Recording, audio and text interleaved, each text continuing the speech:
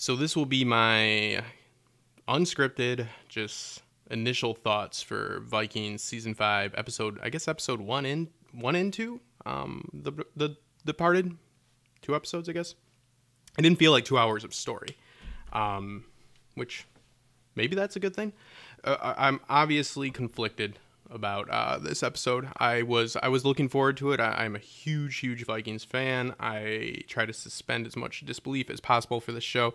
I am giving it a chance, even though I know we have to ask ourselves the question: is life after Ragnar worth living? And the conclusion I've come to tonight is yes, it is. And I wish I could say it's complicated, but it's not, and that's kind of the problem. It's missing something, and it's not just Ragnar.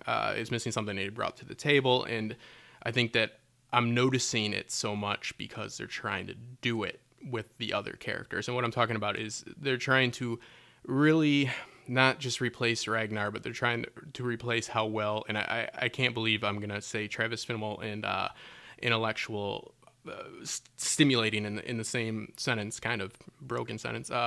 But I am. He brought, that feeling that you get in between Blood Eagles, like that little tingle in your brain, like where you start to actually, you think, and you start to actually try to look at things through a character's eyes, and it's complex, but it's complex in a good way. It's not complex in a, well, that's a fucking stupid way. Like, for example, we'll get to Lagertha, her actions this episode. That was one of those, ooh, what's she doing? Oh, why is she doing that? Well, that's fucking stupid. It was, deeper than that, and it's something that's hard to create. The struggle within is something that's utilized a lot in almost every television show, and it's something that Ragnar did really well.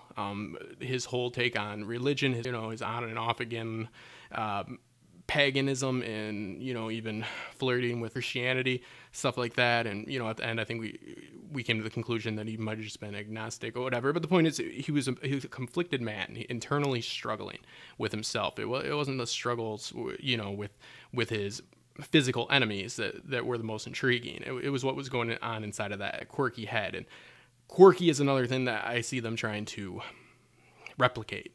They're trying to do this across the board. I mean, Ivar, I'm not a big fan. Not a big fan of how they're portraying him. I guess that's where we'll start. He's obviously the first runner-up, the mantle of the new Ragnar. So we see the funeral with Sigurd, and I'm a little confused, and I won't get into timelines. Is consistently inconsistent with their timeline, and they kind of have to be with the way the sagas are told. So I kind of let it fly more than any other show, more than Walking Dead, and more than Game of Thrones. But some decisions do still get to me. Like, we see a obviously aged Alfred, and then we see, like, I'm talking like 8 to 10 years, but then realistically, I mean, 3 weeks have passed since the season finale at most. So I mean, I guess they don't really try to hide it, so whatever, I'll stop babbling about it. So the conflict within, I guess, is, did he really mean to kill his brother? Which I absolutely think he did. It's just not intriguing to me. He is a more straightforward character. He, the gore was on point for this episode. They're definitely not cutting any gore out of this series. Ivar is definitely, much more of the bloodthirsty animal in battle than Ragnar even was. Ragnar could be that, but he wasn't usually.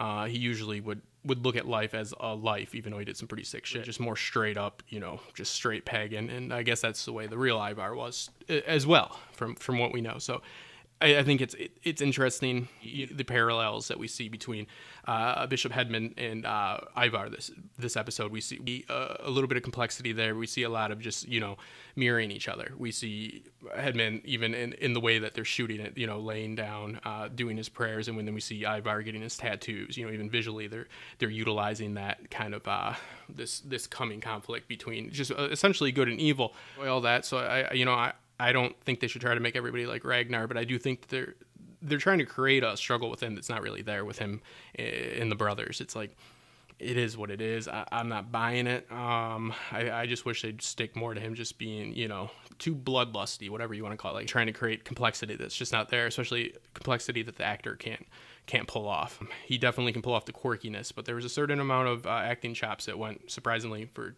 Travis Finnell in this role that he was able to pull off, some gestures.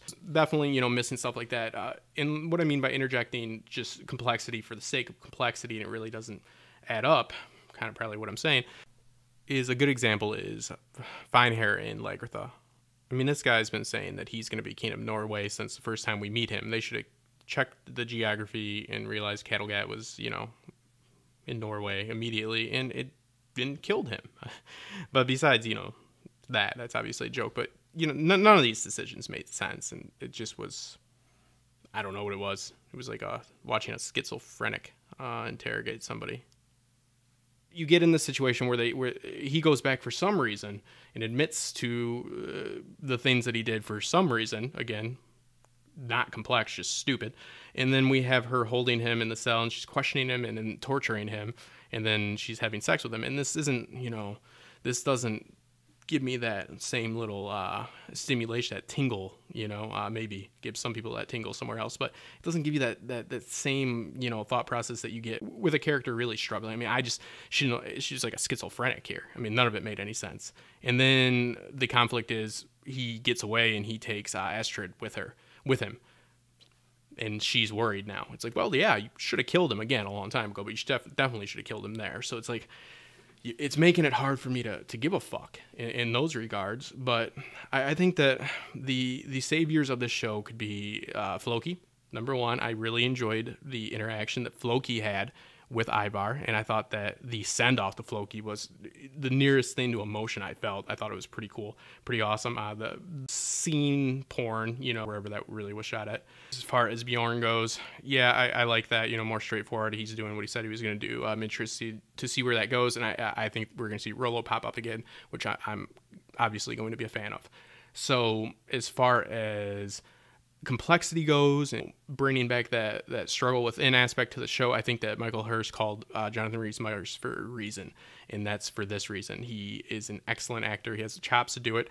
Hedman is a little bit more straightforward than Ragnar, obviously, but we're seeing it. I mean, it is what it is. I mean, he's highly religious, but he's highly sexual. He's highly violent, but he's also highly religious. So there's that struggle, but at least I feel as an actor, he can really pull it off a lot better. As far as giving Alfred visions about, where the Northmen are, it's like, well, we have to go to York because that's where the Northmen are. It's like, well, are you just hanging out in the marshes because it's fun? It's like, aren't you guys hiding for a reason because you don't have troops? But I don't really know how I feel about that supernatural aspect. I like the seer because it's like, that's always up in the air whether he knows what the fuck he's talking about or not. But I guess Alfred's going to have some magical powers. So that is what it is. Overall, I did enjoy the episode. I felt like it set up a lot that could be really interesting. I'm really looking forward to the conflict between Jonathan Rhys-Meyers and Ivar. I'm not buying into Ivar. I really don't want to spend a whole bunch of time with him struggling with his, issues of manhood for another season. I feel that fight that we're seeing amped up in the previews for Lagertha and Ivar are false. We won't see that, especially this half. We won't see that eventually happen between Ivar and her, but not yet. Not yet at all. So, I mean, I guess if I had to rate it, I'd give it a 7 out of 10. I mean, it's going to be good. Be enjoyable to watch. It's not going to be the same show, but, I mean, what really ever stays the same show for that many seasons anyway? So they can't replace Ragnar. I guess my biggest thing would be stop trying to. If you want to have a more straightforward bad guy versus good guy thing, do it. Do it with Ivar and Jonathan Rhys-Meyers' character. Do it. Just do it. Don't try to shove complexity into these storylines that's just not there. Depth of character. I mean, I don't know. We didn't need any more bondage stuff or stuff like that, or at least I didn't. So I'm going to do a more in-depth one, but I mean, I don't really know how much you want to actually talk about this episode. I know there's going to be lots of other people saying, oh, and this is right.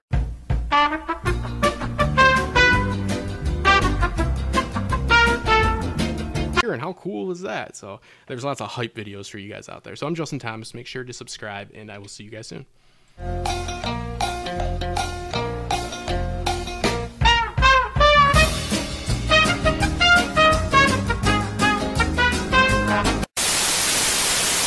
Justin Thomas here, and if you enjoyed that video, why don't you check out some of the videos right here, possibly right here, but make sure to subscribe right here, and we'll see you guys soon.